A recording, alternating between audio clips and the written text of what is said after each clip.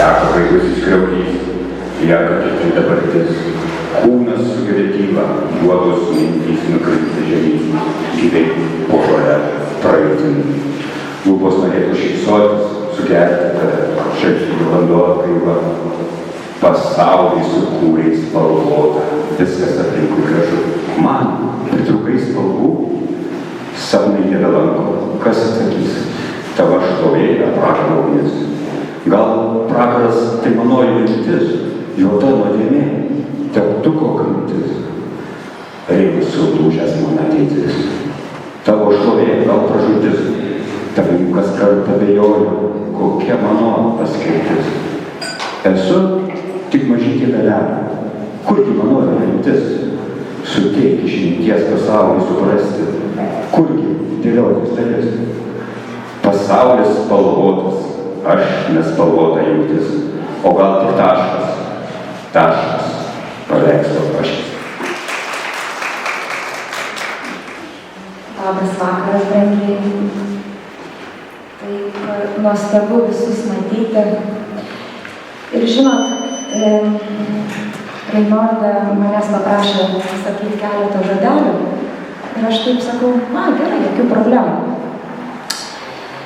Ir jau nuo vakar supratau, kad yra daug problemų, nes aš dar neprisimenu, kad būčiau taip jaudinusis. Jaudinasi, todėl, kad tas jausmas mane labai graudina, ką čia šiandieną mes visi kartu sukūrėm. Man du labai brangūs žmonės, šiandieną Rimantas nedebiutuoja, bet turi nuostabią draugę, kuri padėjo jam parodyti, kaip gali žmogus išskleisti sparnus. Ir mane jaudina ta mintis, kad vieno žmogaus stipri valia, kito žmogaus tikėjimas gali suburti tokius dalykus, kur į tą jausmą, kur tu negali žodžiais jo apsakyti.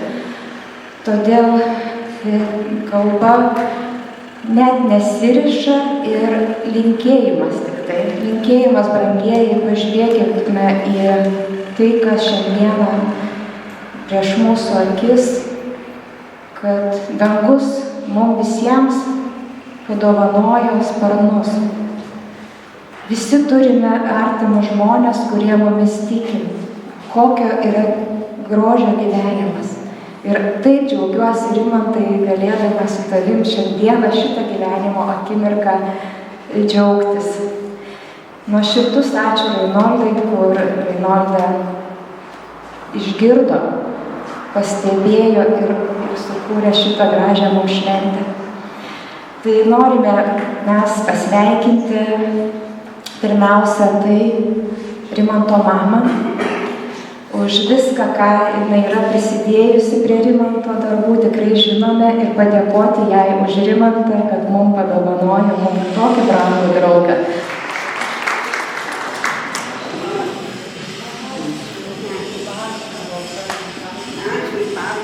Skaisčias rožes mūsų Rainoldai, su didelė meilė ir atsidėkojimu už viską, ką darai mūsų bendruomenei. Ačiū Rainolda.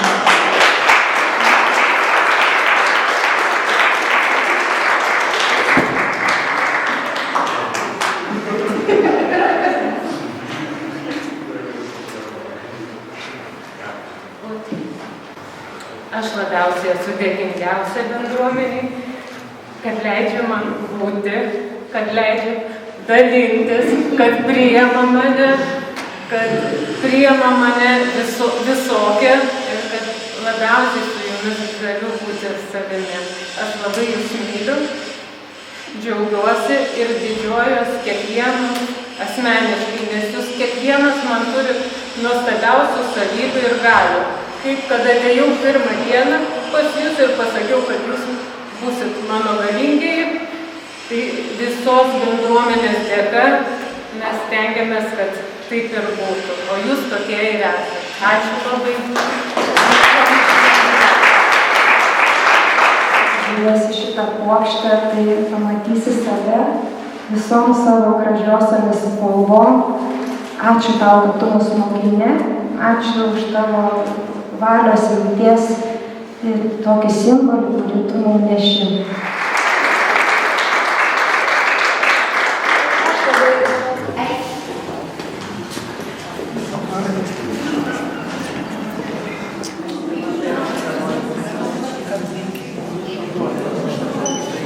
Rainoldai, kuri tikrai ėmėsi tokios gražios iniciatyvos ištraukti Rimanto paveikslus, kurie buvo paslėpti toli ir jau daug metų tikrai mes netgi nepasižiūrėdavom į juos. Tai va, bet to labai dėkinga esu maltiečiam, kurie priėmė Rimantą į savo būrį. Jisai jaučiasi tikrai ten pas jūs kaip žuvis vandenyje, laimingas ir tikrai grįžta visą laiką patenkintas ir su gerom emocijom. Tai va, mūsų kelias tikrai buvo, kaip čia pasakius, vis tiek sunkus čia su tuo piešimui ir viską, kadangi jo ranka tik tai viena ir ta ranka ir taip labai sunkiai klausydavo to teptuko, bet buvo žmonių, kurie tikrai aukojosi, matė kažkokią perspektyvą. Tai pirmiausia, kadangi jis lankė, buvo toks pirmas lankytojas neįgalaus jaunimo centro, tai buvo ten socialinė darbuotoja Onutė, kuri tikrai padėjo faktiškai, kad jis pieštų, reikia žmogaus šalia. Vandenį pakeisti, teptuką ar spalvas ten kažkokias paduoti, dar kažką. Jam vienam tai tikrai sunku. Tai va labai dėkinga. O vėliau pradėjom lankyti menų mokyklą, ten tokia buvo raselė.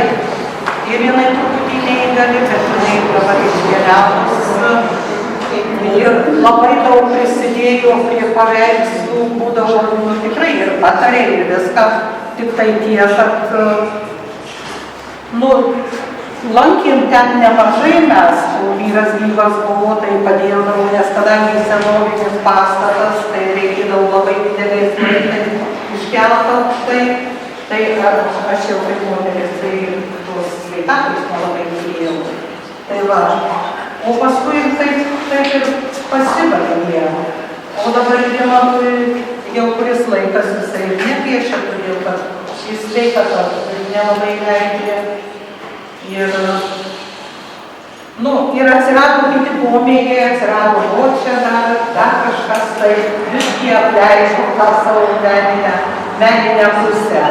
Tai va, tiek. Dar kartą noriu padėkoti maltiečiam ir Rainoldai. Labai ačiū.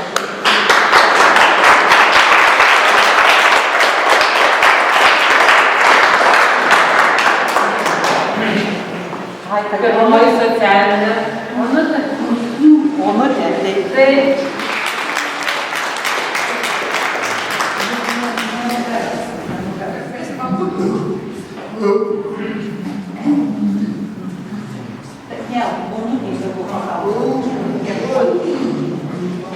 aš nenorėčiau prisijimti savo tokios didelės, kaip čia įvertinimo, kad aš buvau pirmas žmogus.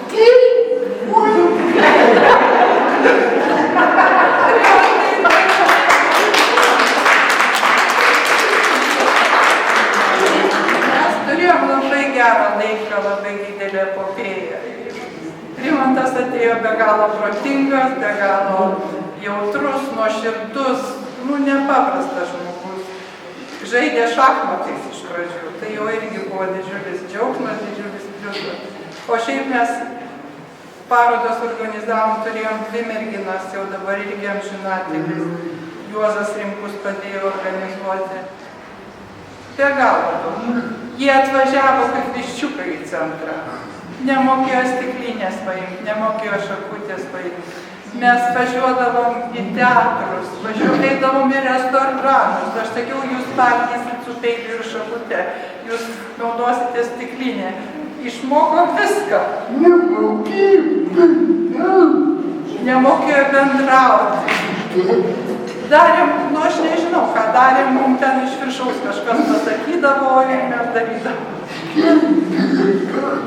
Taip. Ir ką, sugalvodavom taip su visais. Tai buvo be galo prasmingas laikotarpis. Pavyzdžiui, man tai buvo, kiek aš jau dabar amžiui žmogus, kiek aš gyvenime dirbau, tai pats prasmingiausias laikas buvo, kada dirbau su šitais žmonėmis. Nes kad juos nuskriaudė kažkur ten truputį fiziškai, bet jiems davė tokius klodus. Jie turi tiek daug širdies, tiek daug meilės, kad mums dar mokytis ir mokytis. O jie sakydavo, oi, čia ne man meilė, ne man, mes niekur negalim, mes taip ir taip. O kaip mes visi susibūrėm, mes viską galėjom. Viską mums atsidarydavo vartai. Einam Trakų pily, bet mačiau nupieštą Trakų pilį. Taip sunku eiti, mes ten dviese, vežimėlių daug, jų irgi daug. Prišoko žmonės, o kokie žmonės prišoko? Užsieniečiai. Tai vokiečiai, tai dar kažkurie tiesiog nešė ant rankų, mumis ten sunešė, išnešė. Teatruose, kiek draugavom su Staleliūnaitė, tai mums kviesdavosi teatrus ir paskui pas mus centre turėjom vakarą, irgi amžinatelis žmogus. Tai buvo antiek dvasingas žmogus, antiek gražus. Labai jie turėjo daug susitikimų su tokiais šviesiais, torais, gerai žmonėm, tas irgi labai daug davė. O Rimantas buvo ypatingas, jis norėjo piešti. Nu mes ir taip galvom, kaip čia dabar pradėti.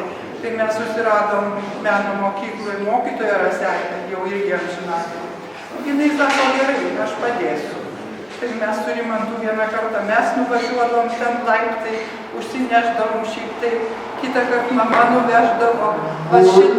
Šitą mokytoją labai daug Rimantui padėjo, tas paveikslas, tas šuo, kur yra. Tai čia yra padarytas dar man dirbant, dar kaip per pirmąjo parodą.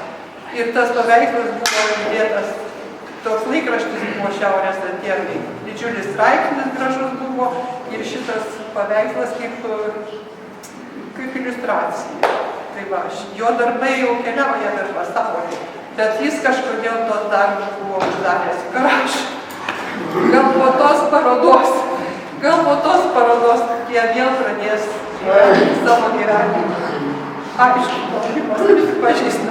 Ir tuo pačiu gal gims nauji.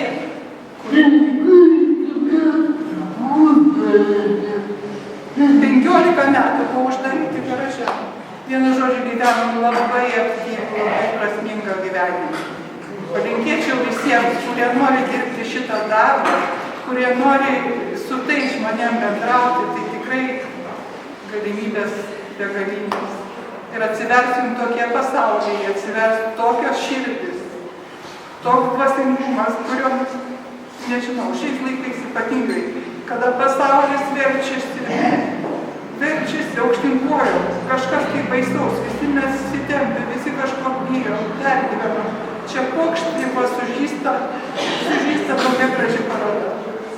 Tai irgi galvoju, čia yra jau nebe šetono, čia yra va iš ten pirštas.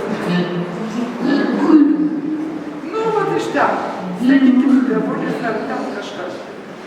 Tai va, kad daugiau tokių šviesulėlių būtų, kad daugiau tokių parodų, kad mes visi susirinktume, pasidžiaugtume ir žiūrėtume Dievą. Mes visi labai alkani tik tai vienintelio dalyko meilės, ko linkiu visiems jums.